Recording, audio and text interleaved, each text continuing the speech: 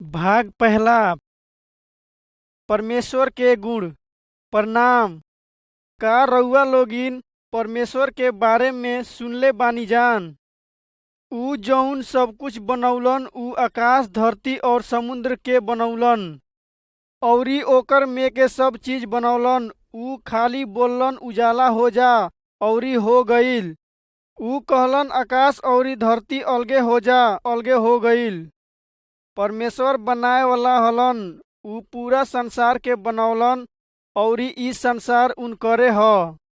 काहेस कि ई संसार के उहे बनौले बाड़न। परमेश्वर जौन बनाए वाला बाड़न ऊ पूरी तरह नीमन बाड़न। ऊ कबो बुरा नाही करेलन औरी उनके भीतर कौनो बुराई नइखे। ऊ बुराई से नफरत करेलन। परमेश्वर के कौनो नइखे बनैले बा। उनकर कौनो शुरुआत नइखे बाटे। ऊ पहिले से रहलन। उनकर कौनो माई बाप नइखे। परमेश्वर कब्बो जन्मल नाही बाड़न औरी नाही कब्बो ऊ मरिहन। परमेश्वर कब्बो नाही हारेलन, न ऊ कब्बो सुतेलन औरी ऊ न कब्बो बुढ़ाएलन। परमेश्वर जौन की बनाए वाला बाड़न ऊ कब्बो नाही बदलेलन। ऊ हरदम नीमन बाड़न। केतना आदमी पत्थर लकड़ी के टुकड़ा आदि बना के या फिर कौनो आदमी या चिड़ई या फिर कौनो जानवर के मूर्ति बना के पूजेलसन औरी ओकरे के भगवान मान के पूजेलसन औरी ओकरे खातिर बलिदान चढ़ावेलसन। का कबो लकड़ी या पत्थर के टुकड़ा सुन सकता? का ऊ कबो बोल सकता या फिर कबो चल सकता? जब रउआ मुसीबत में रहम त का ऊ रउआ लग आ सकता? नइखे। ई सब ऊ कुछु नाही कर सकता। परंतु दुष्ट आत्मा हमनी के दिमाग में ई सब भरेला कि लकड़ी या पत्थर में भगवान बा औरी ऊ ऐसन कई के हमनी के धोखा देहेला। सुनी जान, परमेश्वर जौन बनैले बाड़न ऊ जिंदा बाड़न। ऊ देख सकतरन, ऊ सुन सकतरन, बोल सकतरन। ऊ जहवा जाए के चाहेलन उहवा ऊ चल जाएलन। उनके केकरो मदद के जरूरत नइखे। ऊ परमेश्वर सब कौनो से महान बाड़न। उहे सब जगह पर सब कुछ बनौले बाड़न। ऊ हमनी के बनौले बाड़न। हमनी से कहले बाड़न, मैं ही परमेश्वर हूँ और मुझे छोड़ दूसरा कोई नहीं। परमेश्वर जौन बनाए वाला बाड़न ऊ महान बाड़न।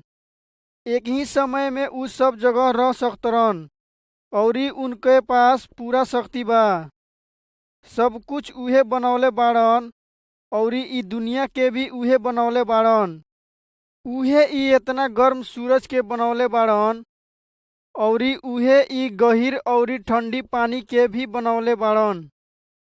जब परमेश्वर कुछ कहेलन तब एकनी के करे के पड़ेला औरी ऊ बियार एने आंधी के बनौलन औरी ई सब परमेश्वर के रोक नहीं सकेला। परमेश्वर भूइडोल औरी ज्वालामुखी से भी ज्यादा शक्तिशाली बाड़न। काहे कि उहे ई सब के बनौले बाड़न। सब तरेगन के उहे बनौले बाड़न औरी ऊ ई सब के जानतरन। परमेश्वर धरती में के सब जाति औरी प्रधानों से भी महान बाड़न। ऊ कहेलन कि ई सब बहुत छोट बाड़सन। ई सब बियार के धूल के कण जैसन बाड़सन। इतना महान परमेश्वर बाड़न ऊ प्रधानों के भी प्रधान बाड़न। काहे से कि उहे ई सब के बनौले बाड़न औरी ई सब उनकरे हलसन। सुनी जान, उनकर बारे में और भी बहुत कुछ बा। परमेश्वर सब कुछ देख सकतरन और ऊ रात के अंधकार में भी देख सकतरन। ऊ जानवर के भी देख सकतरन, सियार के ओकर घर में, मूस के ओकर बिल में औरी मछली के गहीर पानी में भी देख सकतरन। ऊ पहाड़ के चोटी औरी धरती के भीतर के गुफाओं के भी देख सकतरन। परमेश्वर सब कुछ सुन सकतरन। ऊ घास में रेंगे वाला सांप के आवाज भी सुन सकतरन। अउरी चींटी के धरती में घर बनावत भी देख सकतरन। उ सुन सकतरन एगो आदमी के दूसर आदमी से धीरे धीरे बात करते में।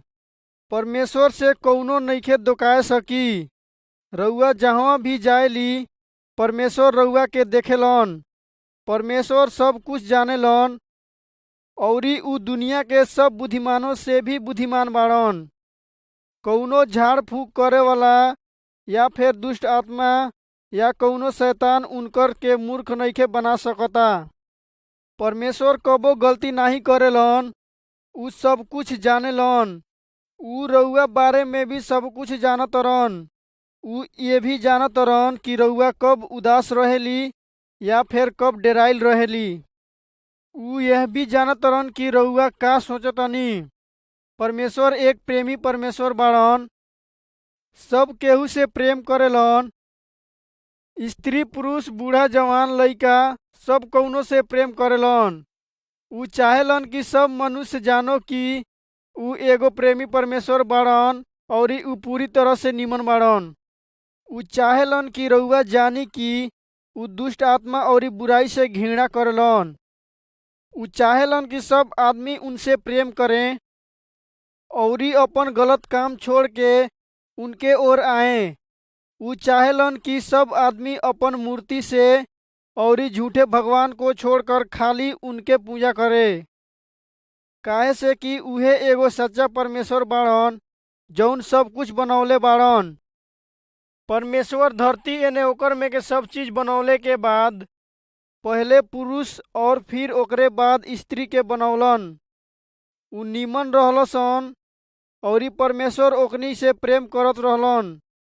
परमेश्वर ओकनी के रहे के खातिर एगो बड़ी चिकन बगीचा बनैले रहलन अउरी ओकनी के खाए खातिर बहुत से गाछ लगैले रहलन जेकर में बड़ी निमन निमन फल रहे। जौन आदमी के उ बनौलन ओकर नाव आदम रहे अउरी स्त्री के नाव हवा रहे। परमेश्वर ओकनी से प्रेम करत रहलन अउरी ओकनी परमेश्वर से प्रेम करत रहलसन। परमेश्वर ओकनी के बतैलन कि बगीचा में कैसन रहे के बा अउरी केथी करे के बा। ओकनी निमन से रहत रहलसन काहे से कि ओकनी उहे करत रहलसन जौन परमेश्वर ओकनी के कहे। का रउआ लोगिन ई परमेश्वर के बारे में और जाने के चाहतनी जा जौन रउआ लोगिन से प्रेम करेलन? का रउआ लोगिन उनकर बने के चाहतनी जा? सुनी जा, हमें रउआ लोगिन के औरी बहुत कुछ बतायम। हमें रउआ लोगिन के ये भी बतायम कि हमें परमेश्वर के बारे में ई सब कैसे जानली। भाग 2। परमेश्वर की रचना और उसका पतन। बहुत साल पहले ई धरती पर कौनो गाछ वृक्ष पहाड़ जीव जंतु नइखे रहलसन अउरी ना ही जल नदी में बहत रहे। परमेश्वर ई सब चीजों के ओइसने बनौलन जैसन उ बनावे के चाहत रहलन। उ कहलन कि नदिया तालाब बन जाए और सूखल धरती अलगे हो जाए अउरी ई सब तुरंत हो गईल। फिर उ कहलन कि हरी घास पेड़ पौधा उग आए और उग गईल अउरी फल देहे वाला गाछ वृक्ष जेतना रहलसन सब उग गईलसन। ऐसनही परमेश्वर ने चिड़ैयों मछरियों और सब जीव जंतुओं और जौन कुछ भी रहलसन ओकरा के अपने ही शब्दों के द्वारा बनैलन। मनुष्य के भी बनैलन पर सबसे पहिले उ पुरुष के बनैलन अउरी ओकर नाम आदम रखलन। ओकर बाद उ आदम के गहरी नींद में सुता देलन। जब आदम सूत गईल तब परमेश्वर ने ओकर पसली में से एगो पसली के निकाल लेलन अउरी उ पसली से स्त्री के बनैलन। परमेश्वर उ स्त्री के आदम के एक सहायिका के रूप में देलन और आदम ने ओकर के हवा कह के बुलैलक। अब परमेश्वर आदम के एक बढ़िया जगह में रखलन जहाँ सब प्रकार के फल रहे। उ आदम के बतैलन कि तू ई बगीचा के सब फल खा सकत रह, बाकी उ गाछ के फल मत खइह जौन बगीचा के बीच में बा। पर एक दिन शैतान ऊ बगीचा में आइल। शैतान जौन की परमेश्वर के शत्रु रहे और परमेश्वर के लोगों के भी शत्रु रहे, ऊ सर्प के रूप में आइल। ऊ हवा के बतैलस कि जौन फल के खाए खातिर परमेश्वर तोरा के मना कइले बाड़न, ऊ फल खाए में नीमन बा। हवा शैतान के बात सुनलस और सोचलस कि ई बात सही बा, और वह ओकर फुसलावे में आ गईल और ऊ पेड़ के फल के खा लेलस और बचल फल के आदम के भी देलस और आदम भी फल के खइलस। ओकर कुछ समय बाद परमेश्वर बगीचा में अइलन और आदम एने हवा उनकर शब्द सुनलसन और सुनले के बाद डेरा गइलसन और अपने आप के छिपा लेलसन। परमेश्वर बोलैलन, आदम तू केने बाड़ो? आदम उत्तर देलस, हमें डेरा गइल रही, उहे से धोखा गइली। तब परमेश्वर पूछलन कि तू ऊ फल के खइले बाड़े जेकर के हमें मना कइले रही? आदम उत्तर देलस, उहे स्त्री हमरा के ऊ फल देलस जेकरा के रउए बनौले बानी और हम खा लेली। तब परमेश्वर हवा से बोलन कि हवा तू हमार आज्ञा के नाही मनले बाड़े, ओही से जब तू गर्भवती होखबे तब तोर के बहुत पीड़ा सहे के पड़ी और कष्ट भी सहे के पड़ी, और तू हरदम अपने पति के अधीन में रहबे। परमेश्वर आदम से कहलन, काहे से कि तू हमार आज्ञा के नाही मनले, ओहे से ई पृथ्वी तोर खातिर फल नाही लाई। तू बहुत मेहनत करबे और अपने कपार के पसीना के रोटी के कमाई खइबे और अंतिम में तू मर जइबे और तू उहे माटी में मिल जइबे जेकरा से हमें तोरा के बनौले बानी। अब आगे से तू हमार करीब नहीं रह सकबे, इहे तोर सजा बा। तब परमेश्वर ने आदम और हवा के ऊ बढ़िया जगह से निकाल देलन जहवा ऊ रहत रहलसन और आगे से ओकनी के उहवा नहीं रहे देलन। तब ओकनी के एगो दूसर जगह खोजे के पड़ल अपन रहे और खाए के खातिर। अब ओकनी के लिए जीवन बड़ी मुश्किल हो गईल रहे और परमेश्वर ओकनी से दूर हो गईल रहलन। ऊ जान लेले रहलसन कि अब ओकनी के मर जाए के बा। हमार दोस्त लोगनी, हमें भी आदम और हवा के जैसन ही बानी और हमें भी परमेश्वर के आज्ञा नहीं मानेली। हमें ऐसन बहुत से काम करेली जेकरा से परमेश्वर अप्रसन्न होखेलन। हमें भी सजा पाए के योग्य बानी। बाकिर जौन योजना परमेश्वर के पास बा ऊ हमनी के छुटकारा देहे के खातिर बा। परमेश्वर अपन पुत्र यीशु मसीह के दुनिया में भेजलन रहे के खातिर और एगो मार्ग बनाए के खातिर जेकरा से हमनी फिर परमेश्वर के पास लौट सकी जा। और यीशु हमनी के सजा के ले लेलन और ऊ हमनी के गलती के कारण मर गईलन, लेकिन ऊ जीवन देहे खातिर वापस अइलन। हमनी के दुख न उठाए के पड़े, उहे से ऊ हमनी के जौन सजा मिले के रहे ऊ अपने ऊपर ले लेलन। यदि हमनी यीशु मसीह पर विश्वास रखी जा तब परमेश्वर हमनी के फिर अपना लिहन। रउआ परमेश्वर से बात कर सकतानी।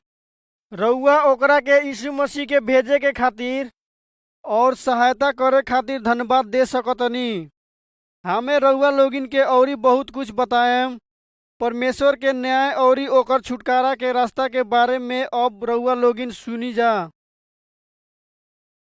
भाग 3 न्याय। प्रणाम। का रउआ ई सब बात सुनले बानी? हाँ, हम दिन भर से यही बात सुनतनी। हमरा के भी बताओ कि केथी भइल। ऊ प्रधान बहुते न्यायी बाड़न और दूसर प्राचीन भी। ऊ जौन आदमी बाड़न जरूर दोषी बाड़न और ओकर गलती बड़ी गंभीर बाटे। सचहू के उनकर केथी सजा मिलल बा। सजा तो सचहू के बहुत बड़का रहे और ऊ आदमी सजा के भुगते खातिर तैयार रहलन, परंतु तबो ई उचित और सच ह। शायद इहे रहे हम जानत रही। इहे होई कि ई आदमी बड़ी दुखी लागत रहलन, काहेस कि उ स्वीकार कइले रहलन कि गलती कइले रही और न्याय भी सही कइल गईल, लेकिन उ नहीं जानत रहे कि उ एकरा के कैसे चुकाई। तबे एगो प्राचीन अचानक खड़िया के कहे लागल। उ प्रधान के बतौलक कि ओकर दोस्त ने जौन गलती काम कइले रहे ओकरा के सुन के ओकर दिल बड़ी दुखी रहे। उ प्रधान से ये भी कहलक कि मामला के न्याय सही भइल बा और अपराधी के ई माने के भी पड़ी, चाहे उ धनिक रही या गरीब। फिर उ आदमी कहलस कि ई अपराधी हमार मित्र ह और हम एकरा से प्रेम करेली, तो हमें एकर सजा के कीमत चुकाए के चाहतनी। काहेस कि उ नहीं भर सकतरन, बाकी हम भर सकतनी। का ई सही बा? हाँ, ई सही बा। और उ अपराधी आदमी बड़ी अचंभित भइल, ई सोच के कि ओकर दोस्त बड़ी निमन रहे। तबो उ एकर खातिर राजी हो गईल और प्रधान मामला के उहवे रोकवा देलस। दोस्त, का तू जानत रह कि आज हमनी के स्थिति भी इहे बाटे।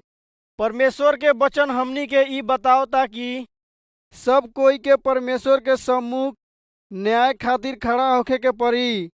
उ प्रधानों के भी प्रधान के सम्मुख खड़ा होखे के पड़ी। और उ हमार हृदय के देखेलन। उ जानतरन कि हमनी पापी और अपराधी हली जा। हमार सजा अंत काल ले बा। अब हमें कथी कर सकतनी? हमनी उ परमेश्वर के सजा से कैसे बच सकतनी जा? हमनी उ कर्ज के कैसे चुका सकतनी जा? परमेश्वर ई बात जानत रहलन, उहे से कर्ज चुकाए खातिर अपन एकलौता पुत्र के हमनी के खातिर भेजलन। तोहनी के याद होई कि हमें तोहनी के बतौले रही उ सजा मृत्यु रहे। हमनी के सजा अपने ऊपर लेहे के खातिर परमेश्वर के पुत्र क्रूस पे मर गईलन। अब अगर एगो पापी ई मानता कि हमार पाप के खातिर यीशु मसीह मर गईलन आ ई स्वीकार करता, तब उ अपन भयानक पाप से आजाद बा। परमेश्वर के किताब हमनी के बतावता कि हमनी सब के मरे के निश्चित बा और मृत्यु के बाद न्याय के होखल भी निश्चित बा। और तब एगो दूसर मृत्यु होई जौन सचमुच बड़ी भयानक होई। पर हमार मित्र, परमेश्वर हमनी सबके खातिर एगो रास्ता निकललन कि यदि यीशु की मृत्यु जौन हमनी के खातिर भइल विश्वास करी जा, तब परमेश्वर के किताब हमनी के बतावेला कि यदि हमनी उ महान उद्धार खातिर कुछ नहीं करतनी जा जौन परमेश्वर हमनी के देलन, तो हमनी कैसे बच सकतनी जा? तब कौनो रास्ता नहीं बची। का अब रउआ लोगिन यीशु पर विश्वास करतनी जा और परमेश्वर के न्याय से बचे के खातिर ओकर के अपन उद्धारकर्ता के रूप में स्वीकार करतनी जा? परमेश्वर के पुत्र यीशु के बारे में अब हमनी और बहुत कुछ बताए जातनी जा। भाग 4। यीशु का जन्म। परमेश्वर के किताब बाइबल हमनी के बतावेला कि यीशु के ई दुनिया में आए से पहले उ परमेश्वर के साथ रहलन। जब परमेश्वर ई दुनिया के बनैलन तब यीशु उनके साथ रहलन। और जब परमेश्वर ई दुनिया के बनौलन तब बहुत समय बाद उ आदमी के जैसन जन्म लेके अइलन। अब हमें रउआ लोग के बताए के चाहतनी कि ई सब कैसे भइल। एक जवान लड़की रहे, ओकर नाम मरियम रहे। ओकर बियाह नइखे भइल रहे और नाही कौनो आदमी के साथ सुतल रहे। ओकर बियाह यूसुफ नाम के लइका के संगे तय हो गईल रहे। ओकर बियाह होखे से पहिले भगवान स्वर्गदूत के ओकर पास भेजलस। तब स्वर्गदूत ओकर पास आइल, तब मरियम बहुत डर गईल। परंतु स्वर्गदूत मरियम से कहलस, मत डेरो, परमेश्वर तोर से बहुत खुश बा। ओही से परमेश्वर तोर के एक पुत्र देहे जाता। भले अभी तक तोर पास कौनो दूल्हा नइखे, पर परमेश्वर के पवित्र आत्मा से तू गर्भवती होखबे ओकर नाम यीशु रखी है और वो अपने लोगों को ओकनी के पाप से उद्धार करी। ई बात स्वर्गदूत मरियम से कहलस। तब मरियम बोललस, ई सब कैसे होई? हमें तो अभी तक कौनो आदमी के साथ नहीं के सुतल बानी। तब स्वर्गदूत उत्तर देलस, ई कौनो आदमी के पुत्र नइखे होई, इहे से तू ओकर के परमेश्वर के पुत्र कहिए। ओकर बाद स्वर्गदूत बिला गईल। स्वर्गदूत जौन बात कहलस उ बात पर मरियम विश्वास कैलस। ओकर बाद मरियम उ गांव से कौनो दूसर गांव में चल गईल और उ वहाँ 3 महीना तक अपन रिश्तेदारों के साथ रहल। जब उ वापस आईल तब ओकर पति यूसुफ देखलस कि उ गर्भवती बा। तब यूसुफ बहुत परेशान भइल और ओकर के छोड़ देहे के खोजलस। तब फेन उहे स्वर्गदूत यूसुफ से बात करे अइलन।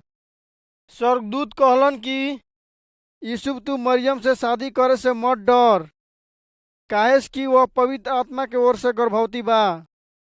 जब उ लइका जन्म ली तब ओकर नाम यीशु रखिहे। उ लोगों के ओकनी के पापों से छुटकारा दी। तब यूसुफ मरियम से विवाह कई लेलक, लेकिन यीशु के पैदा होखे तक ओकर लग नाही गईल। यीशु बड़हन होखे लगलन औरी जब उ 30 वर्ष के भइलन तब उ अपन माई बाप के घर छोड़ देलन। उ गांव गांव जाके परमेश्वर के उद्धार के संदेश सुनौलन।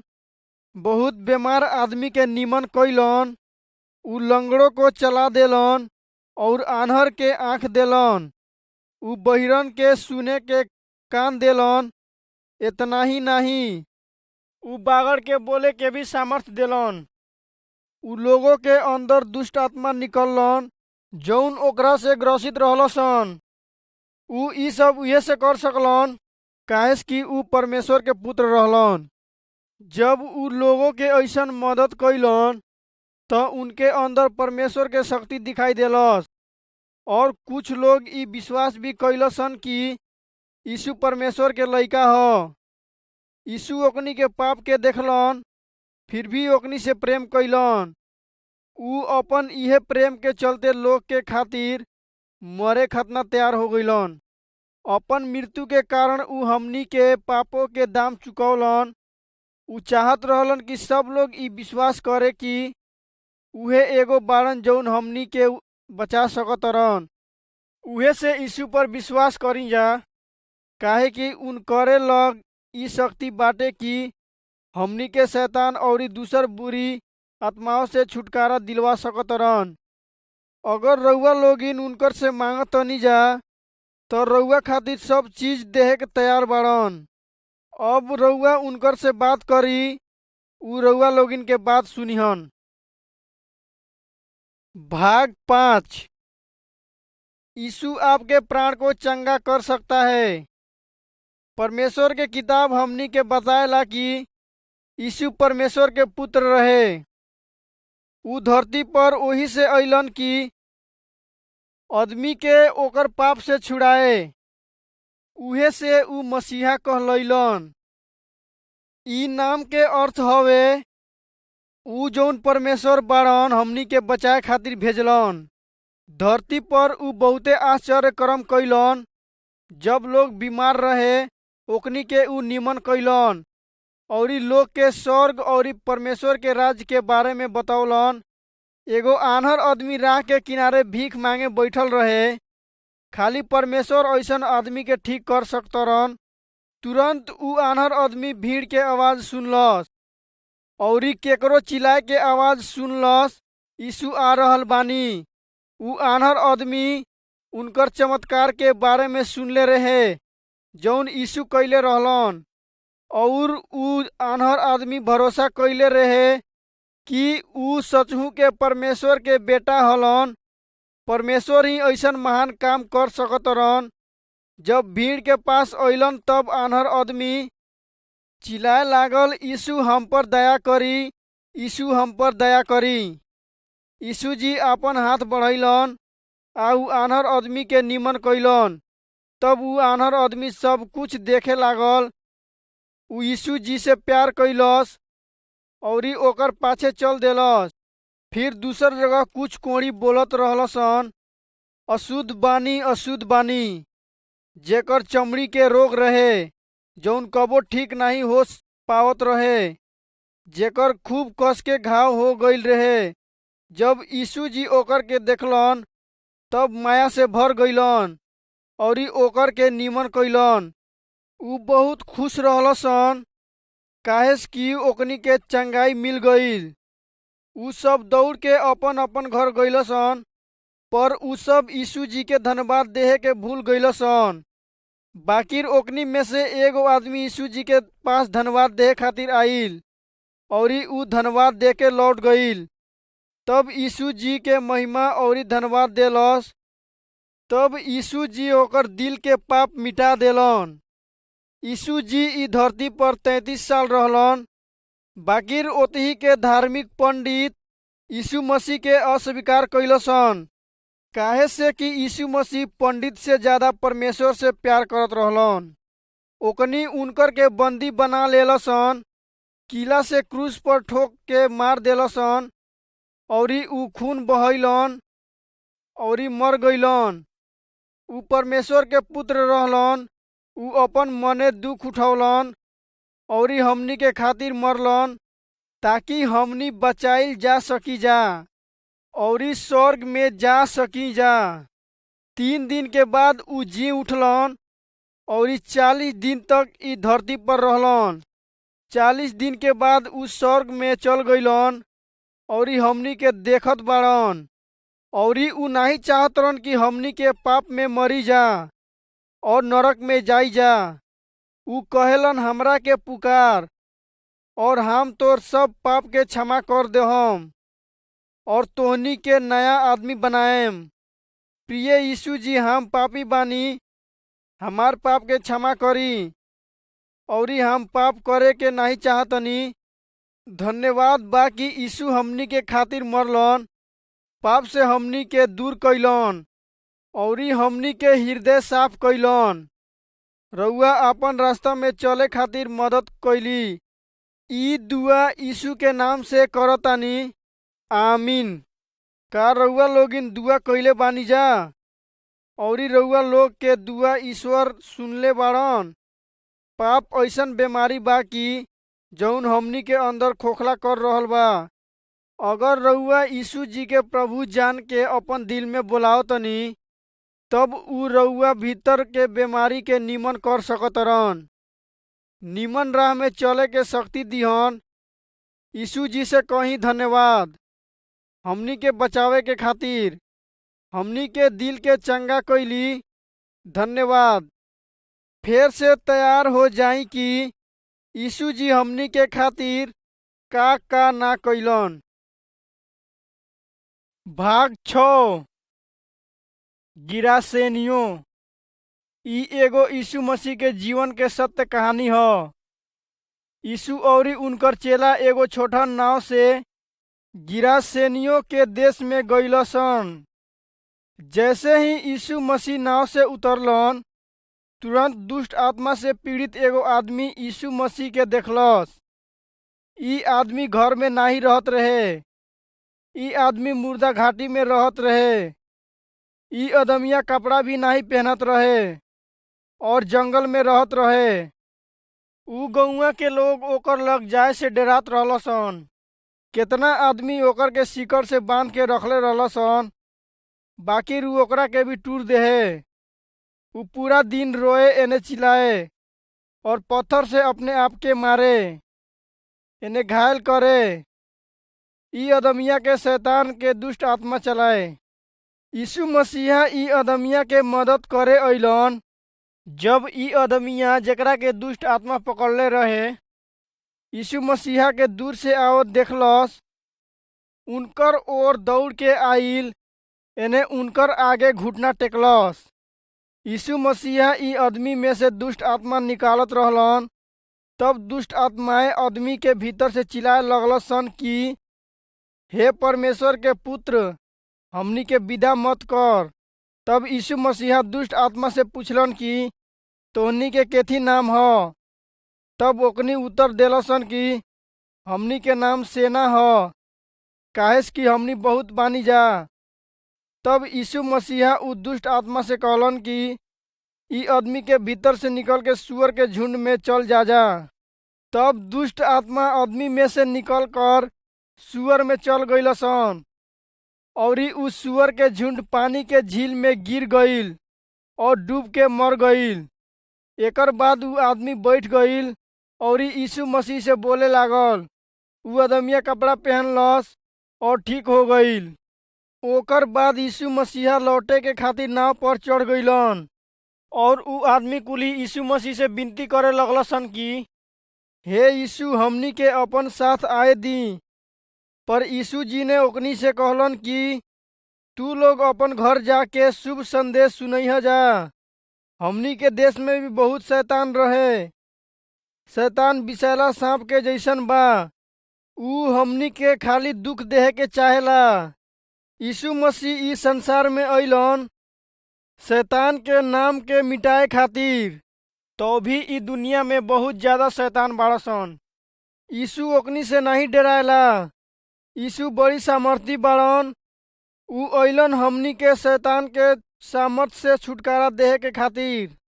दुष्ट आत्मा जानेला कि यीशु मसीह कौने हलन, औरी ऊ यीशु मसीह से डराएलसन। भाग 7। मसीह के मृत्यु। का यीशु मसीह के मृत्यु सचमुच में भइल बा? का उनकर मृत्यु के कहानी सही बा? का एकरा में कौनो संदेह नइखे बा? यीशु के जन्मे के कई साल पहले यशायाह भविष्यवक्ता उनके बारे में कहले रहलन कि ऊ पापियों के ओकर पाप से उद्धार करी। हाँ, सचमुच के मसीहा आदमियों के हाथ से मरलन, लेकिन परमेश्वर उनकर के उहे उद्देश्य से भेजले रहलन कि ऊ लोग के पाप के दाम चुकाए।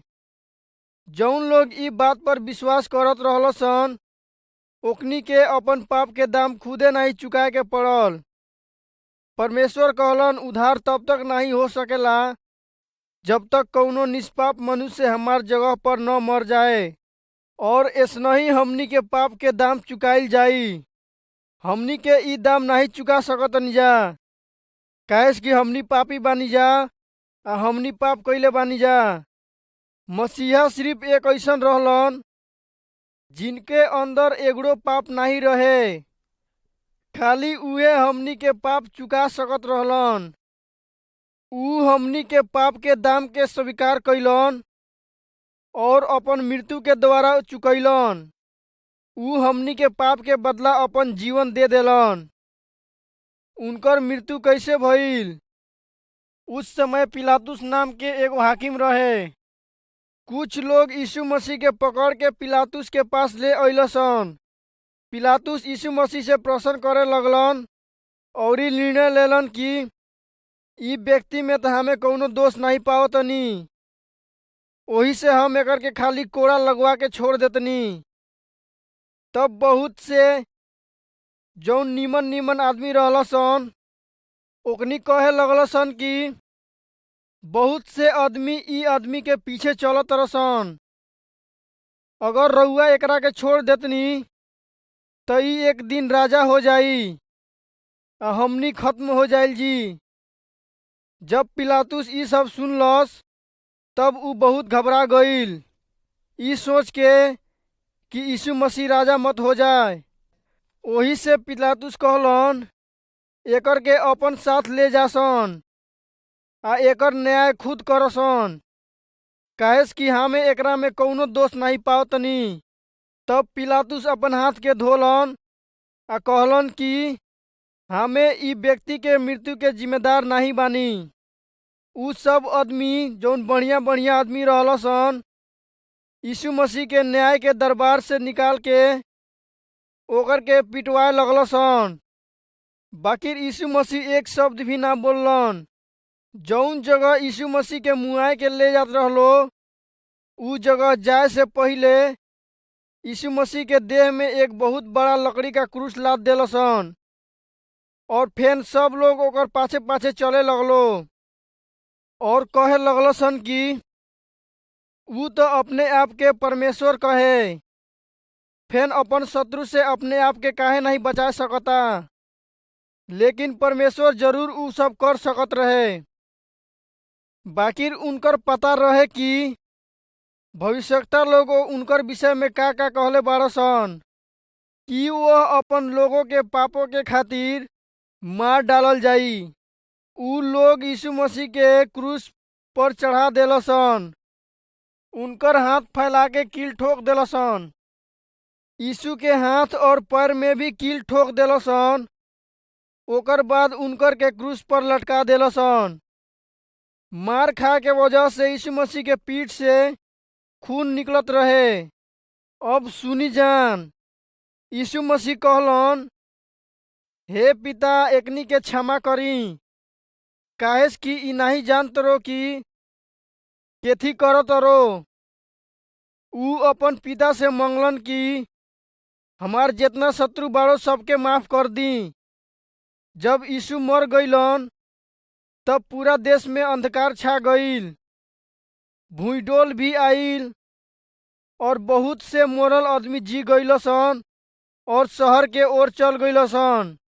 बहुत से आदमी उनके देखलो यीशु के जौन दुश्मन रहलसन ओकनी सोचलस कि ऊ जीत गईलो, काहेस कि ओकनी यीशु मसीह के मार देले रहलसन। उनकर कुछ दोस्त कुल ही एगो गुफा में उनकर देह के गाड़ देलसन और ई गुफा के दरवाजा में एगो बहुत बड़ा पत्थर लटका देलसन। जौन लोग यीशु जी के क्रूस पर चढ़ैले रहलसन ओकनिए ऊ गुफा के दरवाजा में सैनिक के पहरा देहे खातिर भेजलसन। यीशु जी जानत रहलन कि परमेश्वर चाहत रहन कि ऊ हमनी के पापों के खातिर मरी हैं। ऊ कहलन, हमार तर सामर्थ बा कि हम अपन जीवन दे दी, और हमार तर ई सामर्थ बा कि हम ओकर के फेन से पा सकी। यीशु जी मोरल नहीं रहलन। हम तोहनी के पहिले बतैले रही कि ऊ मोरे वाला नहीं बाड़न, काहेस कि उनकर अंदर एगो पाप नहीं रहे। मृत्यु उनके पकड़े नहीं सकत। उनकर मोरे के तीसरे दिन बाद परमेश्वर उनकर के कब्र से खड़ा कई देलन। बहुत आदमी देखलसन, एगुड़े समय में 500 आदमी देखलसन। कौनो आत्मा नहीं रहे। उनकर दोस्त में से एक जन नहीं विश्वास कैलस कि ऊ सचहू के जी उठल बाड़न। एक रात के यीशु जी ओकर तर अइलन और कहलन, थोमा, हमार हाथ में के छेद में अपन इंगली डाल के देख, जहवा कांटी से ठोकाइल रहे। अब तू संदेह मत कर और विश्वास कर कि हमें मुर्दों में से जी गईल बानी। यीशु जी धरती पर 40 दिन तक रहलन।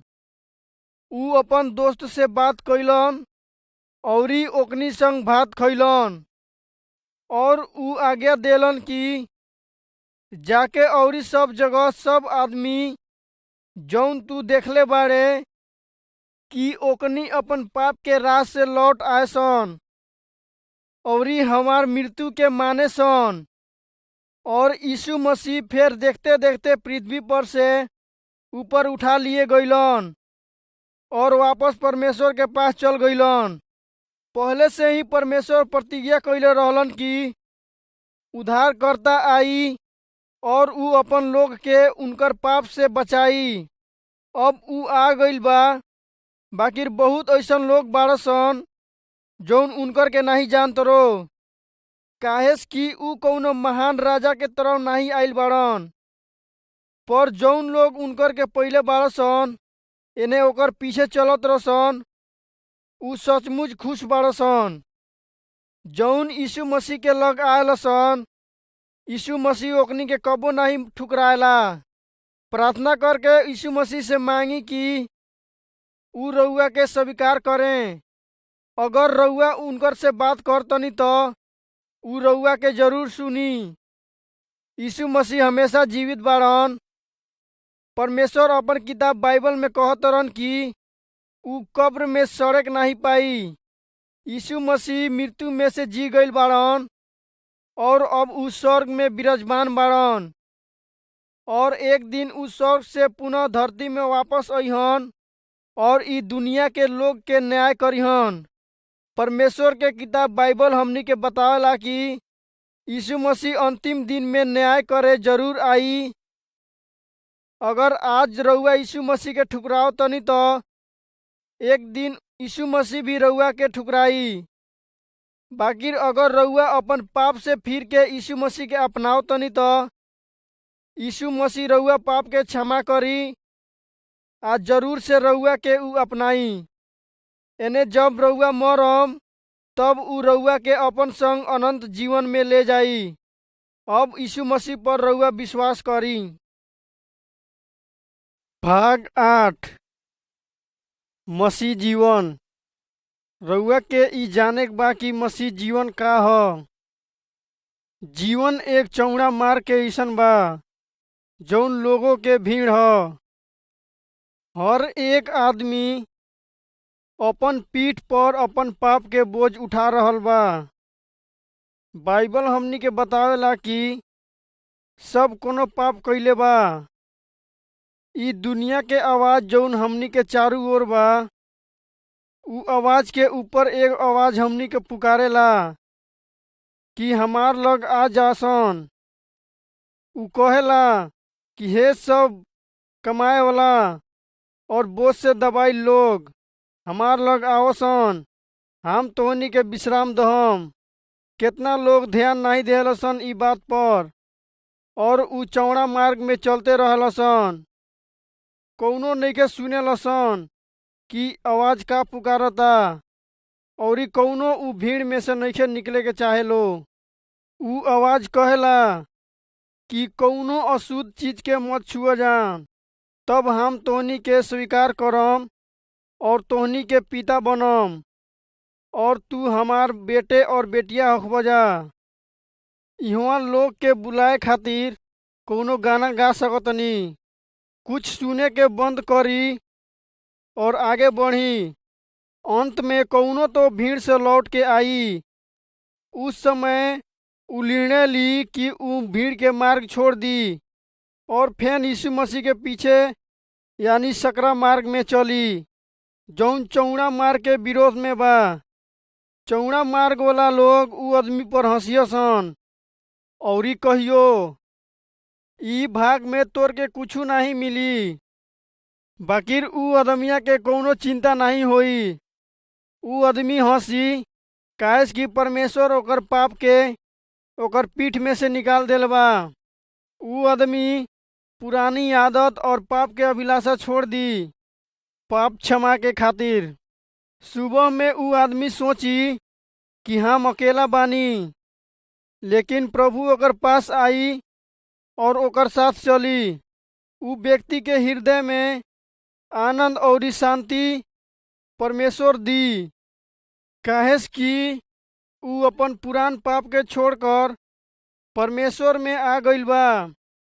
परमेश्वर अपन पवित्र आत्मा के ओकर के दिहन जेकर चलते उ आदमी जानी कि उ परमेश्वर के संतान ह। रउआ भी प्रभु यीशु मसीह पर विश्वास करके उद्धार पा सकतनी, परमेश्वर के बेटा बन सकतनी। जब रउआ ई करतनी तब रउआ अंदर एक अद्भुत बदलाव होई और रउआ जीवन बदल जाई। एकरे बारे में परमेश्वर के किताब बाइबल बताएला कि अगर कौनो यीशु मसीह में बा तो उ नई सृष्टि ह। पुरनकी बात बीत गईल, अब सब कुछ नया हो गईल बा। परमेश्वर कहेलन कि हम जीवन के रोटी हली। जौन हमार लग आई उ फेन से कबो ना भूखा होई और जौन हमार पर विश्वास करी उ फेन कबो प्यासा न होई। ओही से अगर आज रउआ प्रभु यीशु मसीह के बाणी सुन रहल बानी तो अपन दिल के कठोर मत करी, बल्कि यीशु मसीह पर विश्वास करके ओकर के अपन उद्धारकर्ता मानी। तबे रउआ नरक से बच सकतनी। भाग 9 यीशु के खातिर जीना। यीशु के खातिर जिए के का मतलब बा। हमार दोस्त लोगिन, हमें रउआ लोगिन से एगो प्रश्न करे के चाहतनी। का रउआ मसीह बानी, यीशु के माने वाला बानी? अगर रउआ कहतनी हाँ, तब हमनी के ई सोचे के बा कि हमनी के भीतर के हृदय में सचमुच यीशु बाड़न की नहीं। का रउआ यीशु पर सचमुच हृदय से विश्वास करेली, या फिर ओकर में जौन हमनी के माई पापा कइले बाड़सन, या फिर अपन नीमन काम में जौन रउआ कइले बानी विश्वास करेली? का रउआ लोगिन यीशु मसीह से पूछले बानी कि यीशु मसीह हमार हृदय के साफ करी आ हमनी के अपन लइका बनाई? का हमनी के सचमुच विश्वास बा कि यीशु मसीह स्वर्ग में बाड़न, जौन परमेश्वर के घर में पहुँचेला?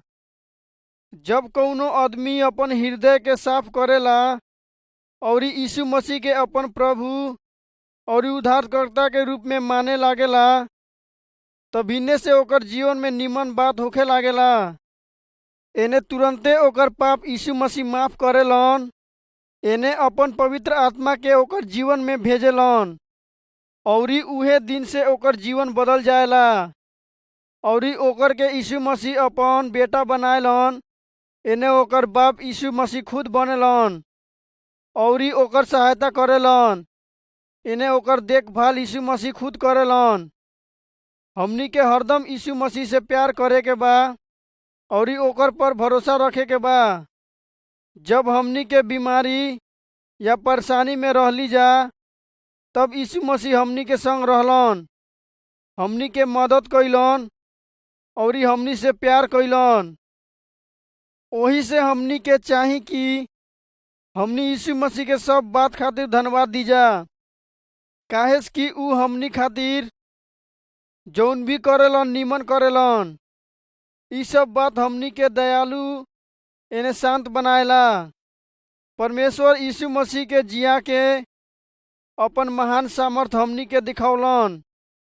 उहे सामर्थ से ऊ हमनी के मदद करेलन कि हमनी निमन काम करी जान। जब शैतान हमनी से गलत काम कराए के कोशिश करेला, तब यीशु हमनी के मदद करेलन और गलत काम करे से रोकेलन। अपन जीवन से हमनी के ई दिखाए के चाही कि हमनी ओकर बेटा या बेटी हली जा। ऊ हमनी के नया आदमी बनावे के चाहेलन, जौन की खाली उनकरे रास्ते पर चली जान। परमेश्वर अपन प्रेम हमनी के संग प्रकट करे खातिर अपन बेटा के ई धरती पर भेज देलन, जौन हमनी के खातिर मर गइलन। ई सब उस समय भइल जब हमनी यीशु के मित्र नहीं रही जान। यीशु मसीह के आत्मा हमनी के हृदय में उनकर प्रेम देलन, ताकि हमनी के एक दूसर कोनो के साथ प्रेम कर सकी जा। जौन हमनी के साथ दयालु नहीं बा, परमेश्वर चाहेलन कि हमनी के सब बात में उनकर जैसन बनी जा। ऊ अपन किताब बाइबल में कहेलन कि तोहनी अपन दुश्मन से भी प्रेम करे के सीख जा और ओकर भलाई कर जा, बुराई नहीं। अगर हमनी के ई सब करल जी, तब लोग देखिए सन कि हमनी सचहू में यीशु मसीह के लइका हली जा।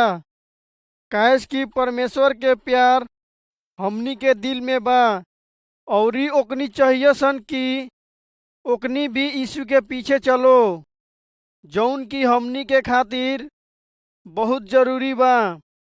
जब हमनी परमेश्वर के वचन जानतनी जा, तब हमनी के ई जानल बहुत जरूरी बा कि ऊ हमनी के केथी कहतरन, जौन की बाइबल हमनी के सिखाएला और ओकर पर हमनी के सोचे के बा और हर दिन उनकर से बात करे खातिर समय निकाले के बा। इहे एगो रास्ता बा जेकर में हमनी के आगे बढ़ के यीशु मसीह के निमन से जान सकतनी जा। यीशु मसीह नहीं चाहेलन कि हमनी हमेशा छोटे यानी दूध पिए वाला रही जा, बल्कि ऊ चाहेलन कि हमनी बढ़ी जा और दूसर कोनो के भी मदद करी जा। ऐसन बहुत बात बा जौन यीशु मसीह के बारे में बताएला। हमनी के परमेश्वर के धन्यवाद देहे के चाही यीशु के खातिर जौन हमनी के पाप के खातिर अपन जान तक दे देलन। जब यीशु मसीह ऐसन कइलन, शैतान पूरी तरह हार गईल। यीशु मसीह ई काम कई के हमनी के पाप के दाम चुका देलन। अब जौन यीशु पर विश्वास करी ओकर के यीशु मसीह माफ करिहन। जब शैतान हमनी के गलत करे खातिर परीक्षा लेहेला, तब हमनी के यीशु मसीह के खून से ओकर विरोध करे के चाही। जब हमनी ऐसन करे लीजा तब ऊ हमनी के छोड़ के भाग जाएला। अगर हमनी कौनो समय पाप करे लीजा तब हमनी के यीशु मसीह से माफी मांगे के चाही, ना कि निराश होए के। जल्दी से प्रार्थना करे के चाही कि ऊ हमनी के माफ करो। परमेश्वर पर भरोसा करे के चाही कि ऊ हमनी के हृदय शुद्ध कइले बाड़न। उनकर से प्रार्थना करे के चाही कि हे परमेश्वर, हमनी के शैतान के परीक्षा में गिरे से बचाई। हमनी के परमेश्वर के धन्यवाद देहे के चाही ऊ सब निमन बात खातिर जौन ऊ हमनी के खातिर कइलन, और सब बिहड़ बात के खातिर भी जौन ऊ हमनी के खातिर करेलन। काहेस कि यीशु मसीह हमनी खातिर खाली भलाई करे के चाहेलन। अगर हमनी के परमेश्वर से प्यार करी जा तब हमनी के ओकनिन के खातिर भी प्रार्थना करे के चाही जौन अपन जीवन यीशु मसीह के नाही देले बाड़सन। एने हमनी के विश्वास करे के पड़ी कि यीशु ओकनी के जीवन के एक दिन जरूर बदल दिहन। हमनी अपन दुख दर्द के खातिर भी प्रार्थना करे के चाही। ऊ हमनी के जीवन के हर क्षेत्र में मदद करे के चाहतरन। ऊ हमनी के प्रार्थना के उत्तर जरूर दिहन जौन उनकर इच्छा बा। काहेस कि ऊ जानतरन कि हमनी के खातिर केथी ठीक बा। अगर ऊ हमनी के मंगले के अनुसार नहीं देतरन, तब ऊ बताए के चाहेलन कि ई अभी हमनी के खातिर ठीक नइखे। ऊ कहेलन कि हम तोहनी खातिर बढ़िया योजना बनैले बानी। अगर हमनी उनकर पर भरोसा करी जा तब ऊ हमनी के हृदय में खुशी औरी आनंद लइहन। औरी हमनी उनके ऊपर विश्वास करे के सीखल जी कि उनकर योजना हमनी के जीवन खातिर बहुत बढ़िया बा। मसीह जीवन जिए के मतलब बा कि हमनी सब सुख दुख सह लहल जी, बाकिर यीशु के नहीं छोड़ल जी। तब यीशु मसीह हमनी के जीवन में आनंद और शांति दिहन। परमेश्वर रउअन के आशीष दे।